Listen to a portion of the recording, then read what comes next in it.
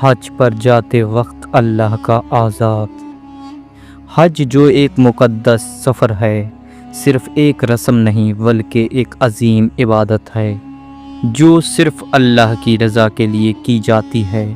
مگر اگر اس میں ریاکاری، تکبر یا گناہ شامل ہو جائیں تو اللہ کا عذاب کسی بھی وقت آ سکتا ہے۔ یہ کہانی ایک شخص راشد کی ہے جو دولت مند تھا اور حج پر جانے کا ارادہ رکھتا تھا، مگر اس کا ارادہ صرف اللہ کی رضا نہیں بلکہ دنیا کو اپنی امیری دکھانا تھا۔ سفر کی تیاری۔ راشد ایک بڑے تاجر تھا، اس کی کئی دکانیں تھیں اور شہر بھر میں اس کا نام تھا۔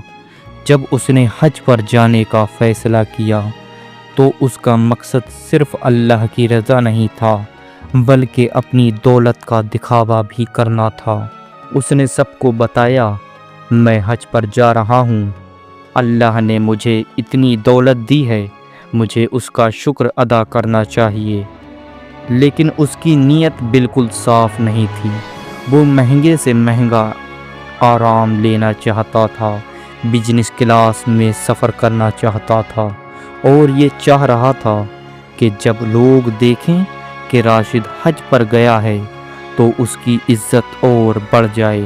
اس کی بیوی نے کہا، حج صرف اللہ کے لیے کیا جاتا ہے، دنیا کے دکھاوے کے لیے نہیں۔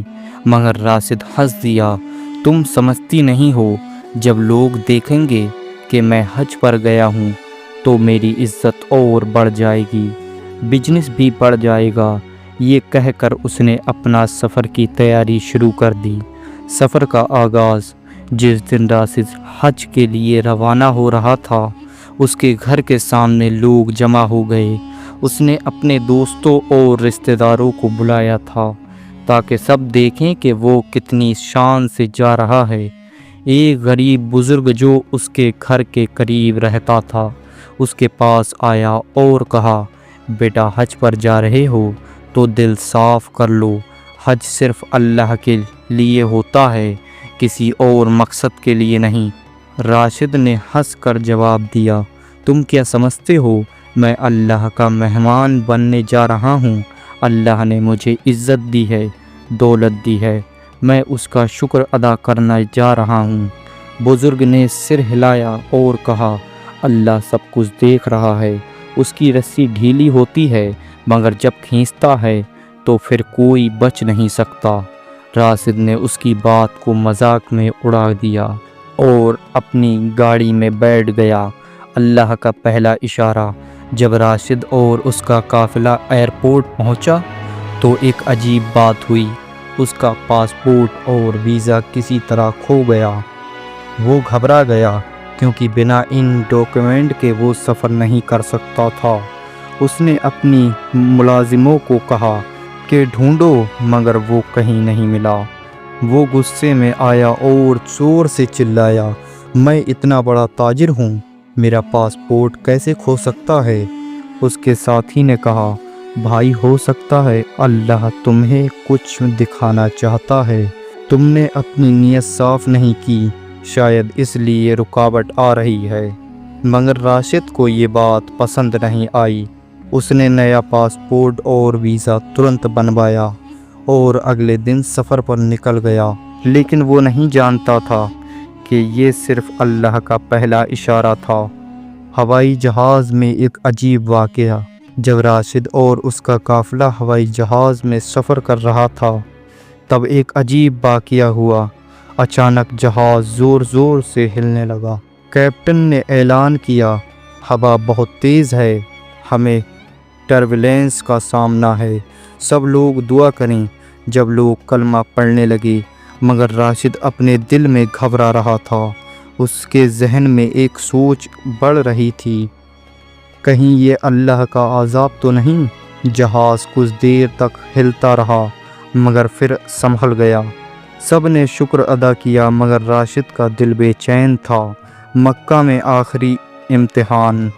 جب راشد مکہ پہنچا تو اس نے سوچا کہ سب مشکلیں ختم ہو گئیں۔ اس نے مہنگے ہوٹل میں اسٹے کیا، سب کو دکھایا کہ وہ کتنا امیر ہے۔ جب وہ حرم شریف میں آیا تو اس کا دل سکون نہیں محسوس کر رہا تھا۔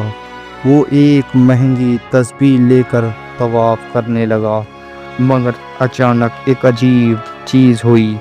جب اس نے پہلا چکر ختنا شروع کیا تو اس کا دل اچانک تیز دھڑکنے لگا، اسے چکر آنے لگے اور پھر وہ اچانک گر گیا۔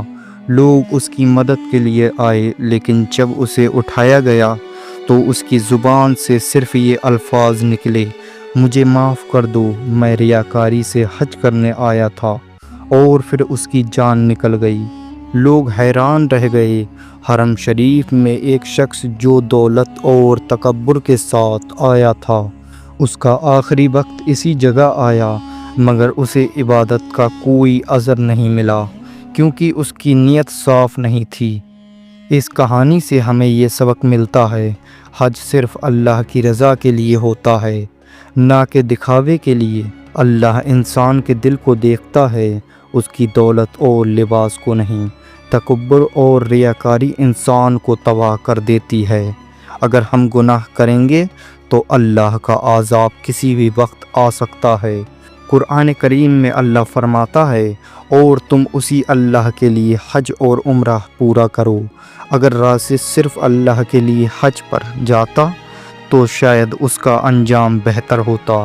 اس نے اس سفر کو دنیا کا ایک اضافی درجہ بنانے کی کوشش کی، اور اللہ نے اسے اس کے عمل کا انجام دکھایا۔